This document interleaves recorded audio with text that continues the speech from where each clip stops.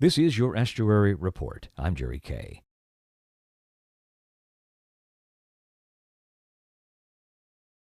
Baxter Creek at Booker T. Anderson Jr. Park in Richmond was designed and built in 2001.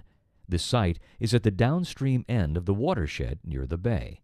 On today's report, we visit a soil bioengineering demonstration led by Mike Vukman, Field Project Manager for the Urban Creeks Council. Soil bioengineering, which has been around for thousands of years, Romans and Chinese empires used to use it. It's really using a flexible engineering technique using plant and soil materials to provide stabilization for our stream banks. Some people often refer to soil bioengineering as just bioengineering, which gets confusing because then you can line up with a lot of the corporations doing the medical research. So it's kind of needed to say soil bioengineering. What are the benefits of soil bioengineering? One, we're going to minimize erosion rates, which minimizes sediment moving downstream. That sediment then becomes a form of pollution.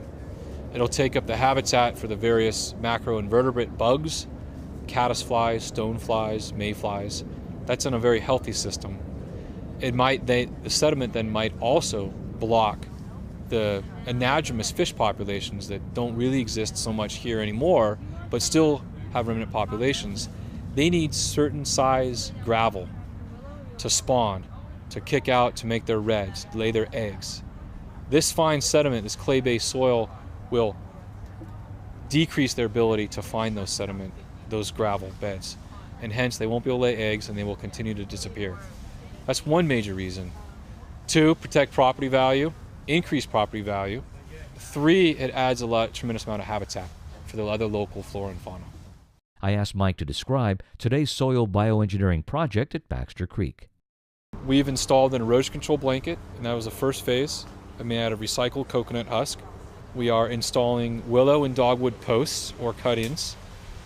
We are installing willow brush vertically along the bank, matching the contour. And then we're anchoring the toe of that brush mattress with what we call a willow wattle. But I'm actually mixing in dogwood, willow, and cottonwood. Once that is done, I'm securing it with some concrete forming metal stakes with wire. We're then going to hammer the stakes in and that wire, and it creates an interlocking grid that sinks into the bank. And then we're going to gently sprinkle the dirt that I removed already as I graded it slightly the other day on top. So at the very least, I'm pretty sure that bottom wattle is going to grow because it's in the water. I'm also pretty certain the willow brush will grow because it has its basal ends in the water. If it doesn't, I know that it's at least roughness. It's going to deflect flows or absorb flows and may induce the stream to deposit that excess sediment and temporarily store it there. And maybe other plant species could come in and colonize. And then I also hope that those willow posts will grow. But at the very least, I'm kind of creating a small shield for a while. But there's a lot of built-in, redundant attempts that any of them could work or all of them could work. What are the actual steps for creating a successful soil bioengineering project? One, identify you have a need, and then look for a solution. There's a few manuals you can refer to. The NRCS, Natural Resource Conservation Service, has a really good manual called the Practical Stream Bank Bioengineering Guide. You can download it online. Pretty big size, but you can download it. Begin to peruse through and look at a technique that you think would be applicable given your site conditions. Once you did your research, you have to identify where you can get your materials. Your willow typically, or dogwood. You either find a local public entity, a local Berkeley or a city or a county, and you could squeak the wheel by asking them, hey, I need some willow for an erosion control project. I'd like to do you a favor and reduce your maintenance time somewhere. And then you may have to go through a small permit process. So identify a source for that material or purchase it. Identify the materials needed. Do you need erosion control blankets? What other plant species might you add? And you've already figured out the technique, and then it's simply a matter of deploying it. With a caveat, you may need proper permit from your local town or city, the Regional Water Quality Control Board, state, California Department of Fish and Game, and sometimes you may need a permit from the U.S. Army Corps of Engineers, especially in and around a larger water body stream or an area known to have a threatened or endangered species. So You would be remiss if you did not look the permit process up first to see if it's even worth your dollars to invest in. Once you've gone through that, or hire someone to do that for you.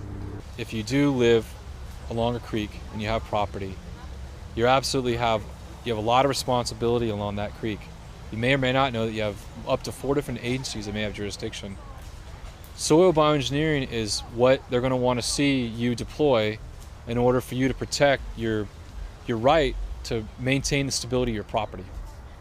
And so that this technique is fairly easy to use and fairly inexpensive, and yet it's what the regulators want. You don't necessarily have to pay a lot of money to try to get a design of a rock wall or a concrete wall that's going to be very expensive, difficult to permit, and have a negative impact on the overall local environment.